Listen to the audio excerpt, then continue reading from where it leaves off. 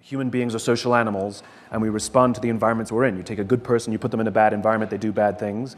You take somebody who maybe has performed bad acts, maybe is considered untrustworthy, you put them in a good environment, they'll turn their lives around and become remarkable, trustworthy members of society. We're social animals, we respond to the environments we're in.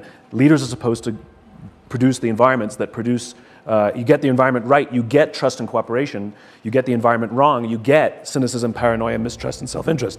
It's just a biological reaction. So if we have the science on our side, we have case studies on our side, it begs the question, why doesn't everybody do it? And what I've come to learn is because these strategies that you guys employed, it is hard to predict the time in which you will see the benefit from those decisions. And companies don't like that. Companies like to know that on this day, we can measure that the number will be what we want it to be, right? They prefer consistency over, they prefer intensity over consistency. And if you consider you can't go to the gym for 9 hours and get into shape, but if you work out every single day for 20 minutes, you absolutely will get into shape, 100%. The problem is, I don't know when. I just know it will work, right? It's like brushing your teeth. And businesses prefer intensity because they want to demonstrate X savings on X day and have that very easily measured. The strategies that you guys employed, we don't know when you'll see the fruits. We just know it'll work. And that's uncomfortable for a lot of organizations.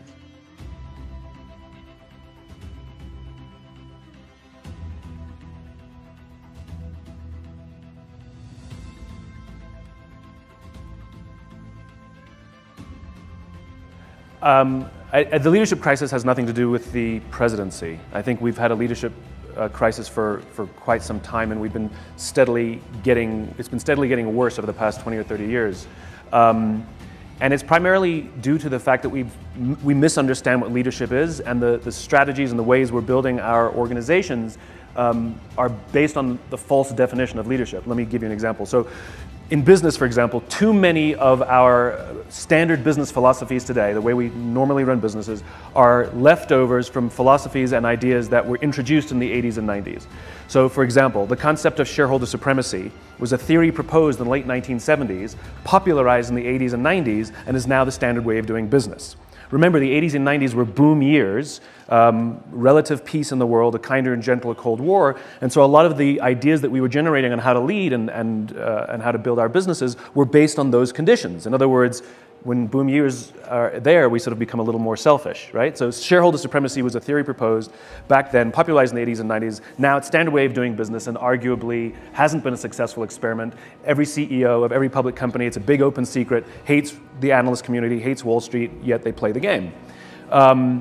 The concept of using mass layoffs to balance the books, which is now standard practice in so many large businesses, public and private, that we don't even recognize how destructive it is to the human spirit and to the culture of an organization, did not exist in the United States prior to the 1980s. Did not exist. But it was popularized in the 80s and 90s and now has become normal.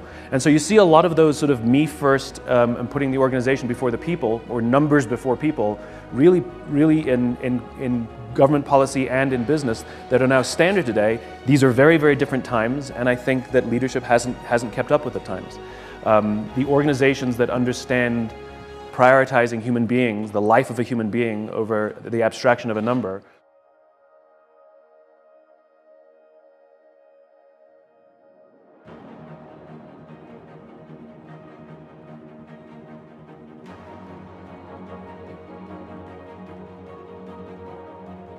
Bob Chapman runs a company called Barry Waymiller. It's about a $2 or $3 billion business, about 8,000 employees. Good old-fashioned American manufacturing. So when Kimberly-Clark needs a machine to make toilet paper, Barry Waymiller makes that machine. If you ask Bob, what does the company do, he won't tell you we're in manufacturing. He'll tell you that we're building extraordinary people to do extraordinary things. And if you ask Bob, how does he know he's successful, he'll say, we measure success by the way we touch the lives of people. And he firmly believes these things. And I've written about Bob in Leaders Eat Last. It's how I came to know him, about somebody who truly understands that business is a people thing. And I'll give you one example of how he's different. So in 2008, during the recession, Barry Waymiller was hit very, very hard by the recession. Of course, in recessionary times, large capital expenditures get cut first, and so that affects buying new machinery. And they lost 30% of their pipeline like that. So like so many companies, they couldn't afford their labor pool. And like so many companies, the board got together and said to Bob, you need to have layoffs. You need to save $10 million. And Bob absolutely refused.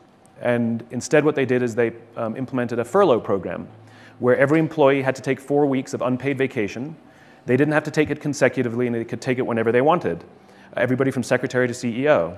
And when Bob announced the program to the company, he said, it's better we should all suffer a little than any of us should have to suffer a lot. And morale went up.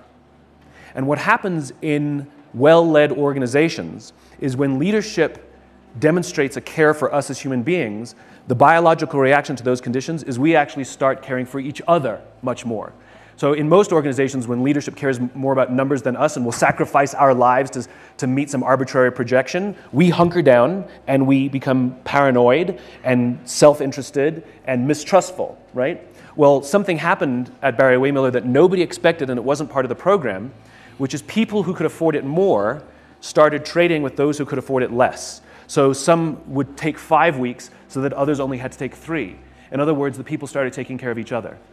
The recession, they got out of the recessionary times, the furlough program was done away with, they restored the 401k program they had frozen, they actually back paid on 401k from where they had frozen it, good luck hiring any of those employees even if you offer them more money. They will not leave. And the productivity, innovation, and intensity of this organization is absolutely unbelievable. And he completely went against what is considered standard on how we treat how we fix problems.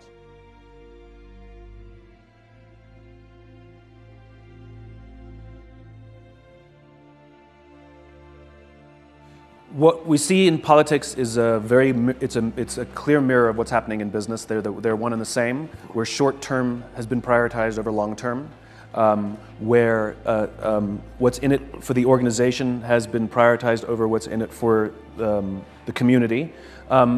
And whereas an organization, in public companies, for example, meeting some arbitrary projection on some arbitrary date and meeting some analysts' projection. I'll tell you a quick funny story aside.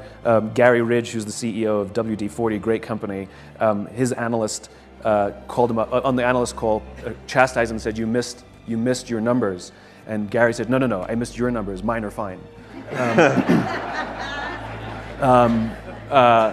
But what we see in politics is people prioritizing their re-election over doing something great. I had a conversation with a member of Congress, I will leave their name out of it, and in a moment of, it was a very uncomfortable conversation, uncomfortable for them, not for me, where I basically said, I know human beings, I know people in uniform who would risk their lives and have risked their lives to do the right thing.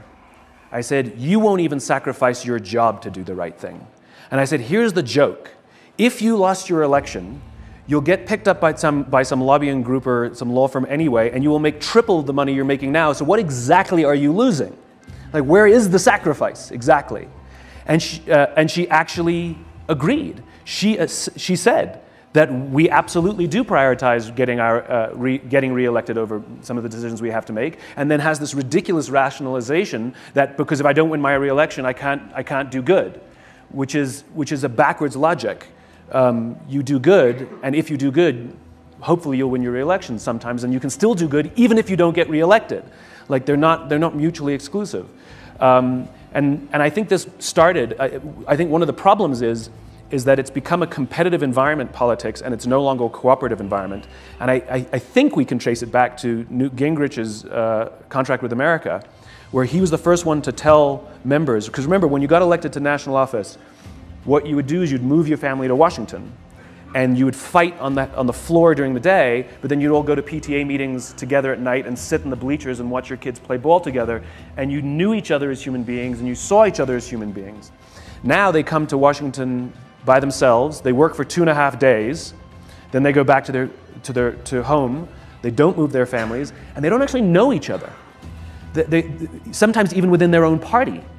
They literally have no human and social interactions, so they only see each other as competitors, not as people. I think this is a very destructive way to run any organization.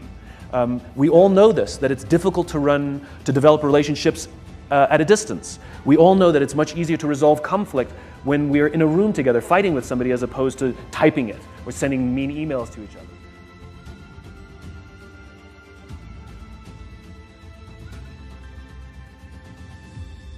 No, leadership has nothing to do with rank. Leadership is a responsibility. It's not about being in charge, it's about taking care of those in your charge. And I know many people who sit at the highest levels of organizations, we all do, who are not leaders. They have authority and we do as they tell us because they have authority over us, but we would not follow them. And we all know people who are very junior in organizations who have no authority, but they've made the choice to look after the person to the left of them, and they've made the choice to look after the person to the right of them, and that's why we call them leaders. Leaders are not necessarily the ones in charge, they're the ones with the courage to go first towards the unknown, first towards the danger, first to be humiliated because it's the right thing. And the amazing thing is the reason we call them leaders is because when they do that, others follow. And it really is a courage thing. So then it begs the question, where does courage come from? Spending time with folks in the military who, what I've learned is courage is not some deep internal fortitude. Like you don't dig down deep and find the courage. It actually is an external thing. So when I got to meet people who'd risked their lives, I asked them, why did you do it? You have a family, you have kids, no one would have faulted you if you didn't do it, no one would have ordered you to do what you did, why did you do it?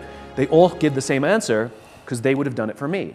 In other words, when we have the belief that someone has our backs, when we have the absolute certainty that someone cares about us and is there by our side and believes in us, we actually are able to do extraordinary things. But without those relationships, it's very hard to muster courage.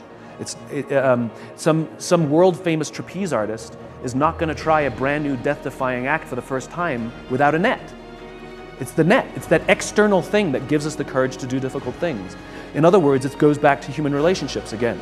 And so when we foster those relationships, when we foster the love in the community, we actually have the courage to do what you're saying we need to do. But when we don't, when politicians and businessmen, when we all feel lonely in positions of rank, I think that actually hurts the ability to lead.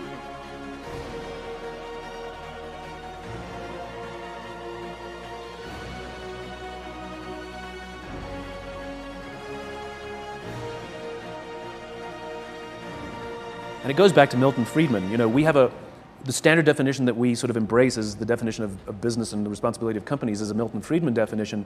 And he said, where's the effect of, the purpose of business is to maximize profits within the bounds of the law, which I think is a completely wrong definition. It's a very, morality and ethics are a higher standard than the law. And we hear it all the time when organizations do things that we know are wrong, they make us uncomfortable and we question them. They all say the same thing, we broke no laws.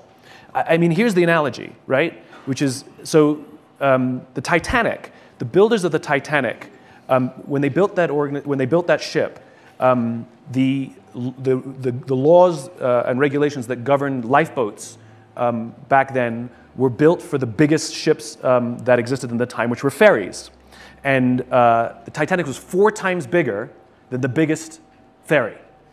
So there was no lifeboats for all regulation. It didn't exist. It was based on numbers. So the makers of the Titanic, because it was too expensive to put all lifeboats for all, actually put the maximum number of lifeboats as required by regulation on the Titanic, which was a quarter of what the size of the boat actually was, right?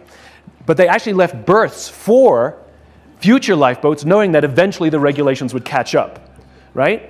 So the Titanic hits an iceberg. We all know the story. Do you know how many people died on the Titanic versus how many were saved? 25% of the people who were aboard the Titanic were saved. 25%. 3/4 died. In other words, about the number of lifeboats they didn't have. They broke no laws. But clearly, morality says, shouldn't you have a lifeboat for everyone? Even though they broke no laws. Now that's the analogy for the way I think too much of business is conducted, which is it's conducted with the bounds of the law, where everybody knows that there's a morality that they're missing, and they know that eventually the regulations will catch up, but I don't understand why people don't act morally despite the law.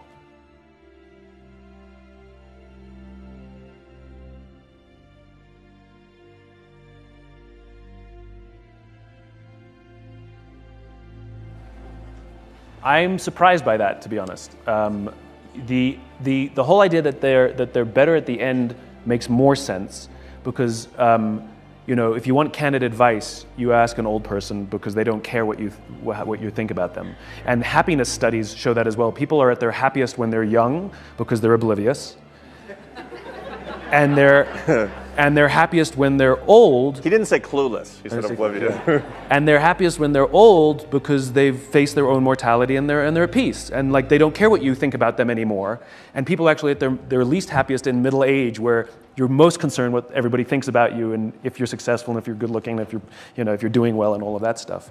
And so the idea that empathy would actually go down later, the only thing that I could react to that is, have they just become jaded? I'm surprised by it, to be honest. And maybe it goes to that thing that they don't care what you think about them anymore. I don't.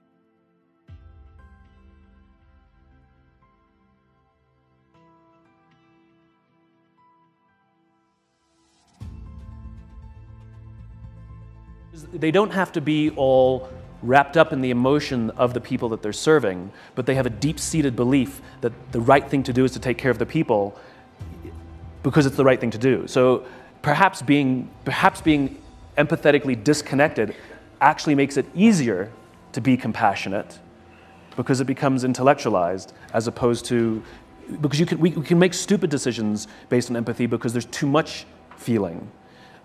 Where you can actually say the right thing. I think it's the moral compass. I think it sounds like the moral compass grows even though I'm not personally invested emotionally in the decisions of what's happening. I just know it's the right thing to do.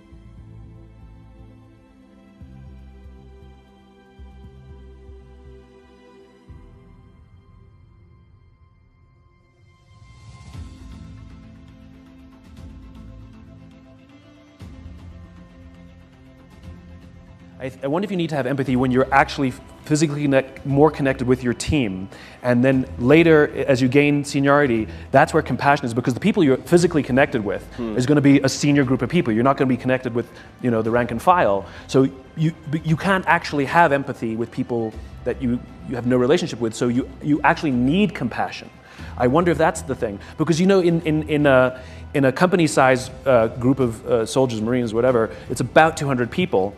And even if you get smaller than that, you talk to folks in the military and they'll say that they can judge when a young lieutenant is a good lieutenant because of the way that the troops refer to him or her.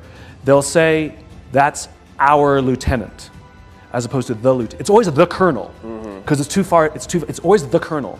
But that's our lieutenant. And when the troops make the transition from the lieutenant to our lieutenant, that means there's a relationship. And I think at that level, you need to have empathy. You need to know your troops, you need to know their names, you need to know their faces, you need to know their families. I think in business, you need to know your people, you need to know the names of their kids, you need to know where they live, what goes on in their lives. But as you become disconnected physically, I think that's where compassion, that makes perfect sense.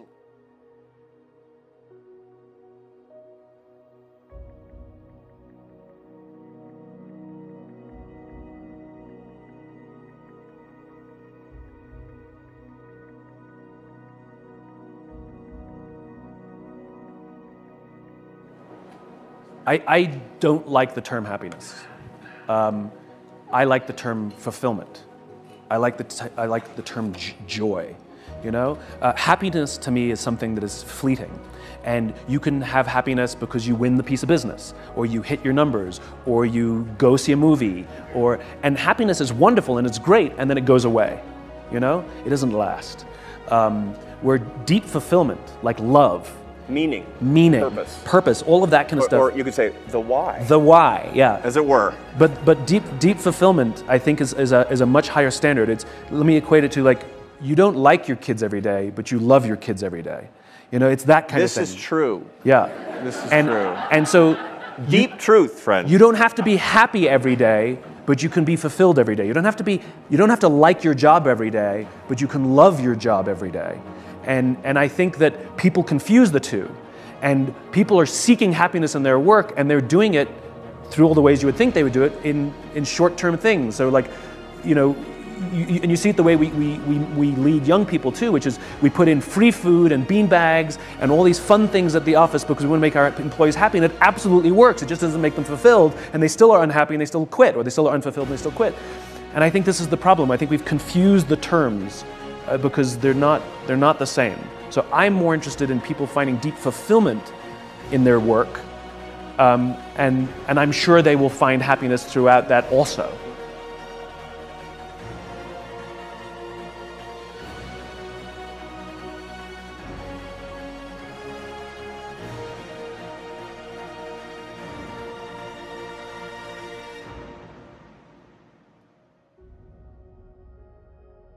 You don't be like, look under a rock and be like, I found happiness. I found the job I love. You know, it's like, you don't find love either. Like, you find somebody who cares about you, that you care about, you fall in love. I'm not sure exactly what day it happened, and then you work tirelessly every day to stay in love. Because if you stop working, the love goes away.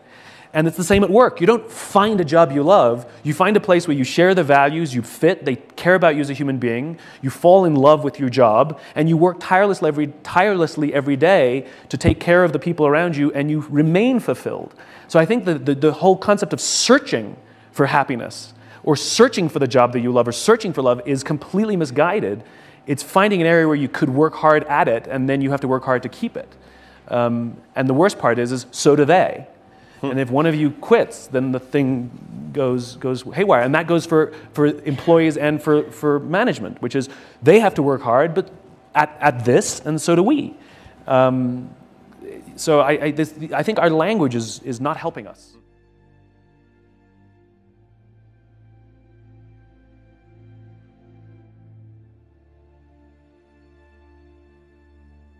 I've become obsessed with game theory. It's fascinating stuff. So whenever there's at least two competitors in a system, you have a game, and the rules of game theory apply.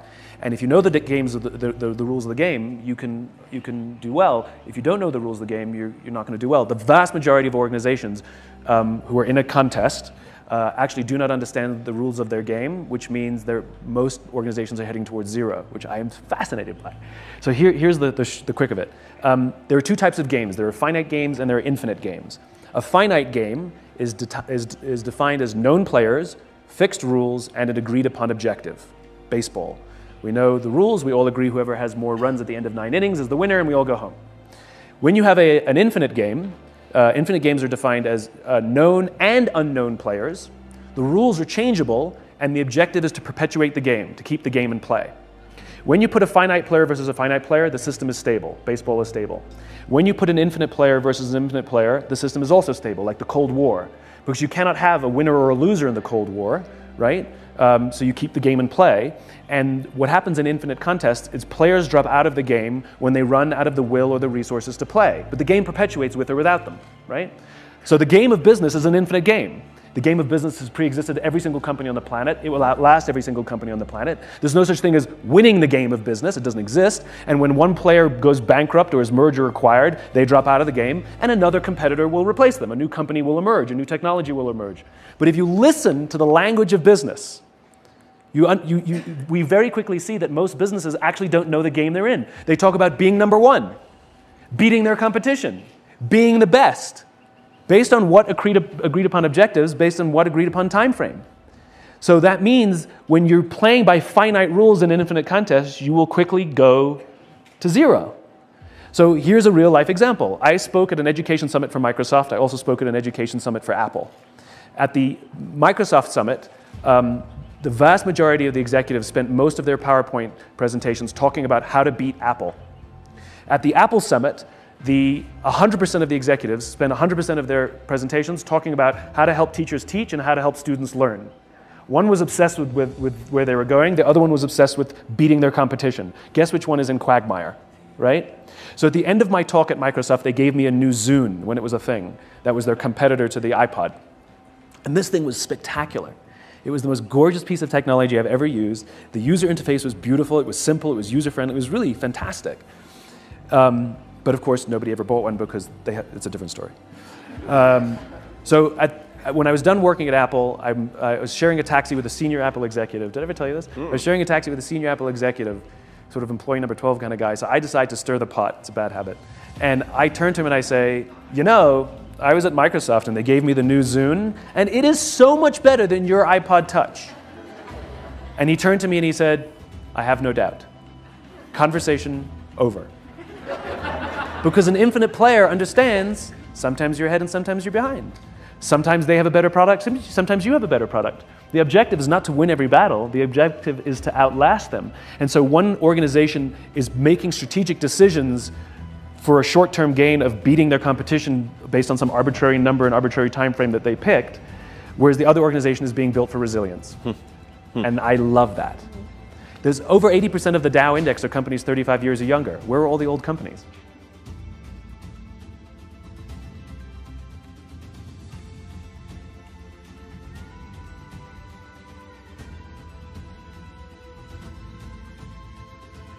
The best infinite players, this is right to your point, the best infinite players, they love having a worthy adversary. So Montgomery kept a portrait of Rommel in his quarters. They had deep respect for each other, and they loved the idea of competing against each other intellectually and besting each other. But they considered each other worthy adversaries. And so I think it's very important for teams or companies to view their competition as worthy adversaries rather than someone to beat.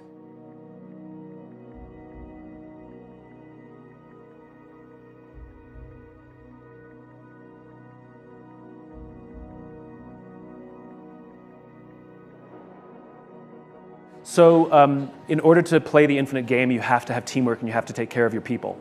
Because if you only, if the entire organization is built on a sort of hit the goal, get the bonus, hit the goal, get the bonus, hit the goal, get the bonus, you can actually create an organization where people be competitive against each other, not with each other, and in time it'll destroy the internal culture. So building strong teams and prioritizing people is the only way to play the infinite game, because it also builds into it a resilience beyond the personality of the person at the top. Because very often you'll see some wonderful, wonderful organizations with this wonderful inspired leader, but they cannot survive the loss of their inspired leaders. We saw it happen at Walmart. Sam Walton was great, and then he left. And then Mike Duke eventually came in, you're like, you have to be kidding me, you know? Total opposite kind of leader. And we see that all too often. And so you can only play the infinite game if people see that their responsibility is to take the torch and carry it forwards, not to sort of be in the best job. You know, nobody's vying politically for the #1 job kind of thing. So it's essential for the infinite game. And in terms of the social world, I rail the fact that we distinguish the two as separate. It drives me nuts. I hate the fact that we call not-profits non-profits. That's a tax delineation. No one wants to be defined by what they aren't. It also makes money a dirty thing, not profit. You need money to sustain. Money is fuel. You can have a beautiful car, no fuel, don't go. And then and charity is a terrible word as well, as if we're doing something for free, right? I think they should call themselves for-impact organizations, right? I work for a for-impact organization, and by the way, you better be profitable, but you define profit differently. If your objective is to rescue kittens from trees, then you better be rescuing more kittens from trees this month than you were last month. That is profit. So the money is the fuel, and the profit is defined by whatever your cause is, and you're in the for-impact space. But the rules are all the same for both organizations.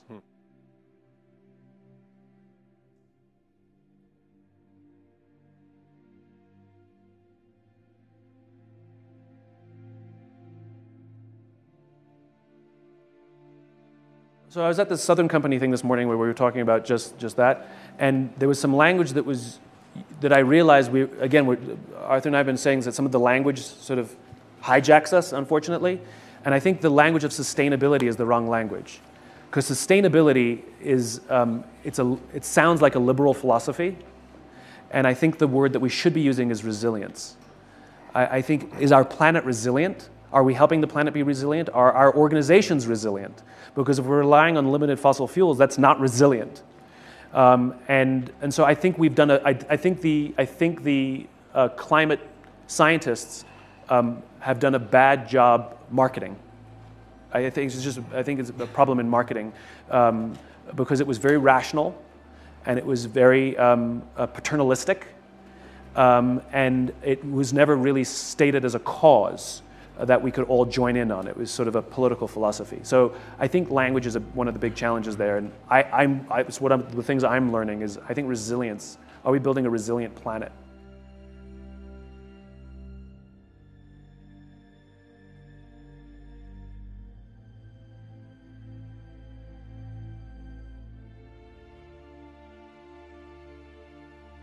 competence absolutely matters, of course, you know. You hired them. So what did you see in them that you hired? Did they lie to you? And the question is it that they're incompetent, or is it that they're in the wrong place inside the organization? Are they incompetent? Do they have a lack of training? So is there a mechanism for somebody to say to you, so an organization that is well led you can have vulnerability. There's a circle of safety, there's vulnerability in that organization. Vulnerability doesn't mean we will walk around crying. Vulnerability means someone can walk into your office and say, I don't think I'm prepared to do this job that you've asked me to do. I don't feel qualified to do it. Or they can come to you and say, I made a mistake. Or they come to you and say, I'm scared. Or I'm having troubles at home. In other words, we don't know what's producing the failure in or the struggle in the performance. It could be any host of things that may or may not be their competence. So the question is, do you have a mechanism to have that conversation? You talked about people who aren't passionate. Everyone's passionate, we're just not all passionate for the same things. Passion is a result, it's like profit, which is if I'm engaged in something that feeds my soul and I feel safe in the environment I'm in and I feel like I'm growing, I will be passionate. And so if you say that people are unpassionate inside the organization, I wouldn't blame the people. I'd say either they're in the wrong job, or you shouldn't have hired them because they don't actually fit your value set, or there's something going on in their life that maybe we should be concerned about them. Like, are you okay? Your passion is down. I expect this is not like you. And what was the third point? Defensive. And defensive. So if people are defensive, again, is there a culture of feedback? Do you have a culture where honest feedback is expected and required, which doesn't happen overnight? Are they put in environments where they can feel safe being criticized as opposed to feeling that they need to be defensive? Again, I don't blame the people. Have they ever taken, do you have a communications training course? Do you teach effective confrontation? Because maybe the person being defensive, it's the person who's confronting them who doesn't know how to have a confrontation. And if you attack me that way, I'd be defensive too. So it's not always the people. We're so quick to say they're incompetent, they're not passionate, and they're defensive, and yet we don't look at ourselves and say, maybe I don't know how to have a confrontation, maybe I'm not being empathetic enough, and maybe we shouldn't have hired them or we put them in the wrong position. And then if we made a bad hire, we can't blame them for that. So how do we help? Because if we're not happy with them, they're not happy working, how do we help them find a new job with dignity?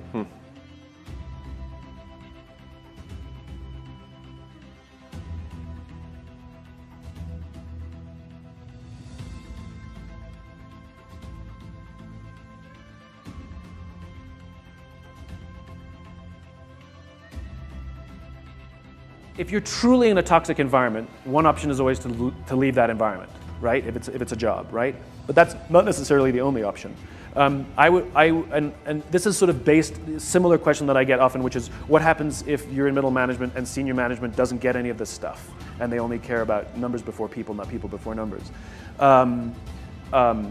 The answer is you ignore them because you can't influence or control that which you cannot control, and you take responsibility for the things you can control, in other words, yourself.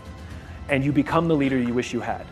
You become a student of leadership, and you obsess about making sure that the people with whom you work, the people whose names you know and faces you recognize, that they are able to go home every day and say to their loved ones, I love my job, because of what you're doing for them. In other words, you commit yourself to the life of service. You commit yourself to the practice of leadership and taking care of the people over whom you can influence. They could be above you, below you, to the left or to the right of you, but this very small enclave. And what starts to happen is these little subcultures start to emerge of incredible joy and happiness within more toxic environments because they're all taking care of each other. And what happens is one of those people gets moved and goes somewhere else. They take those lessons. They start to do the same thing. It starts to grow. The performance of those groups tends to be better than others. And if you get a critical mass, the tail wags the dog. The internal can actually change the direction of the entire organization. It takes time, though. I think the short version of that is model the behavior that you want to see. And that is so true for each one of us all over in our lives. You know, how many people are complaining about the bitterness and the anger and the hostility in politics today? To what extent are we modeling the behavior that we want to see? So if you wished people treated each other with greater warm-heartedness in the face of overwhelming political contempt, how have you treated somebody with whom you disagree with warm-heartedness instead of with contempt? And each one of us can actually change the world a tiny little bit in the next 24 hours by doing exactly that. We're going to have an opportunity to do that. This is how we do it at work, but each one of us can model the behavior that we want to see in our ordinary lives. That's moral agency. My friends, that's power. Amen.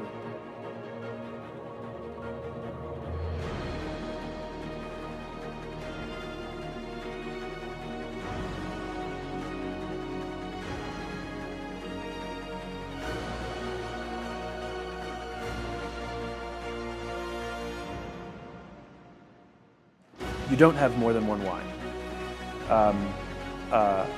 A why is the purpose, cause, or belief upon which the organization exists that exists on a level higher than the thing that you do. So what you explained to me was what the company does, or you explained a strategic road to get to something else, right? So there is a purpose or cause that drives you. Are you the founder? So there's a purpose or cause that drives you, that you saw this as an effective means to advance whatever cause or belief that you believe in. And you saw that feeding people is a good strategy, is a good means to advance something that's even bigger than that. And if you didn't do this, you'd do something else. So you only have one why, and I would argue that you haven't yet articulated yet. And the reason that so you're having issues inside the organization where some people believe in this one, but some people believe in that one. That means you're not at the why. The why level says we all believe in this, we all work different ways to do it. So our organization, our why is to inspire people to do the things that inspire them. I haven't told you a single thing about what we do yet. And we have a vision that if everything we do comes to life, we can imagine a world in which the vast majority of people will wake up every single morning inspired to go to work, feel safe when they're there, and return home fulfilled at the end of the day. Now, what do we do? Well, inside the organization, there's all kinds of stuff. And we all are passionate about different ways to advance that. So I'm the dancing monkey who speaks and writes about it, right? And then there are folks inside our organization who want nothing to do with what I do. They would never want to do this, but they found ways to do it through taking care of the customer, like literally having the face-to-face. They love that.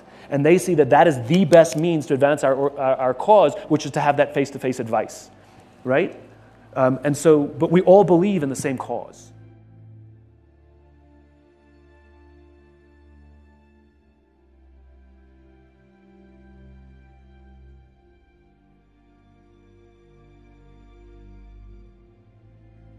The 4 big things that we've learned and heard from Simon Sinek today.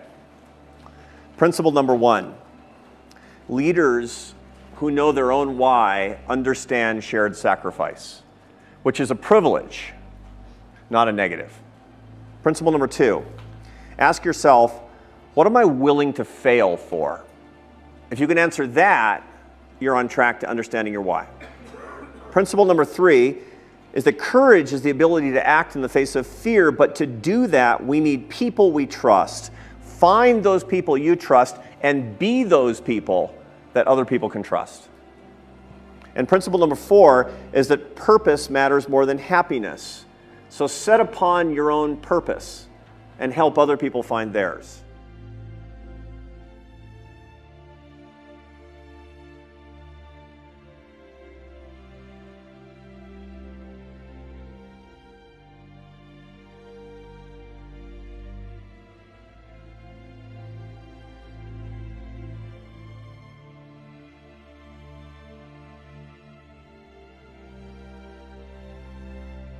In the face of bombardment of manipulation and manipulation, that's the marketplace. How do you get your message to stand out? How do you get your message heard? Why should anyone listen to you?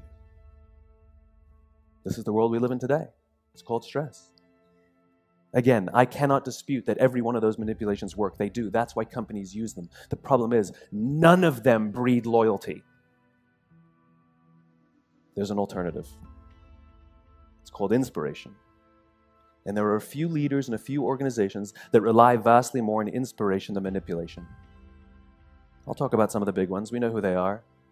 Apple Computers, Southwest Airlines, Harley Davidson, Virgin. Every single one of these organizations, these leaders, those with the ability to inspire, they have the most loyal employees. They have the most loyal customers. They can charge a premium if they want to. They're more profitable. They're more innovative, my definition. And most importantly, they can sustain all these things for the long term.